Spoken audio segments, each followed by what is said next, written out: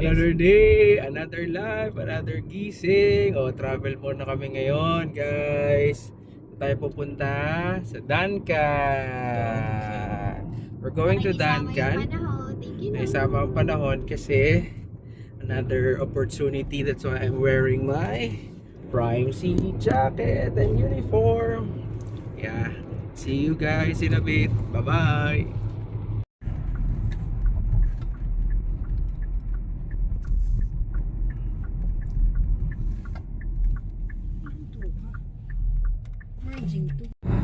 Wait.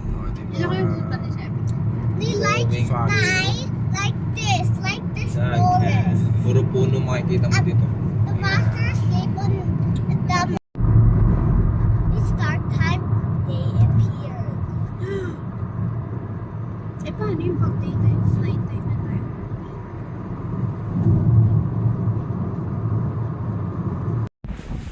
Guys, grabe. Nandito kami ngayon sa Ladysmith. That's the place where I visited. So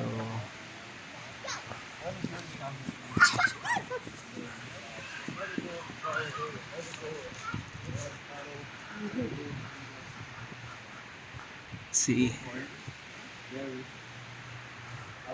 it's like 6 acres of lot owned by Tita Jen. So see, it's like that. Ayun guys, anuhan lang ng ano niya, garage. Grabe yung mga vintage car nila.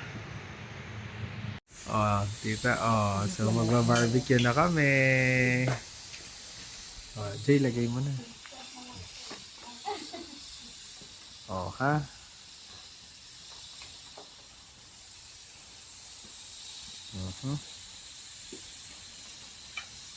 Ito tatay. Tatay is cooking. Grilling na siya.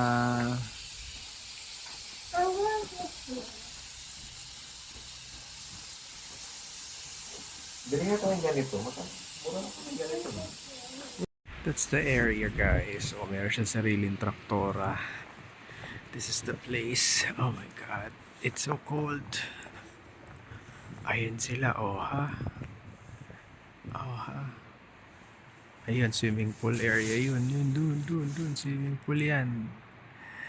Ayan, tapos ito yung play area.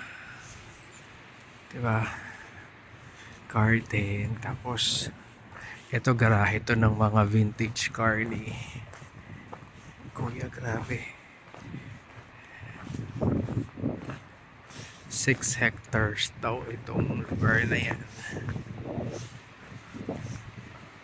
Meron siyang sarili niyang pond. Then yung entrance. That's the main house. Ganun kalaki, guys. Tapos meron siyang sariling mga ano dun, yung for the fireplace. Yan siya. Laki talaga.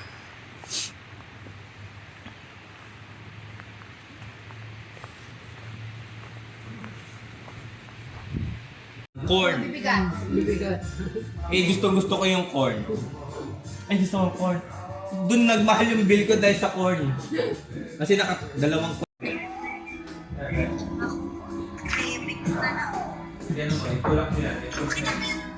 hindi mo kay Chong yung iba niya. Madami siya niya.